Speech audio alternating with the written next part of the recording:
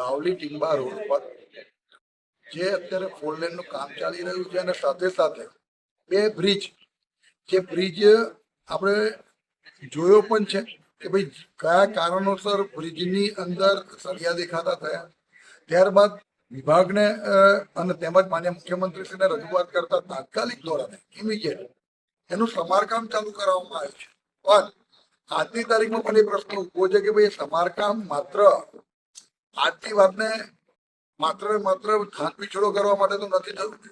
એટલે હજુ પણ ખૂબ ગંભીરતાથી આ વાતને લઈને મેં વિજિલન્સની તપાસ પણ માંગી છે અને ડિપાર્ટમેન્ટની તપાસનો આદેશ પણ થયો છે. મને પત્ર મળ્યો નથી પણ આદેશ પણ થયો છે એવું મને જાણવામાં આવ્યું છે. તે છતાં પણ હજુ પણ આને જો ગંભીરતાથી નહીં લે તો આવનારા દિવસોની અંદર જે પણ જવાબદાર અધિકારી અને કોન્ટ્રાક્ટર છે એનું પરિણામ ભોગવશે.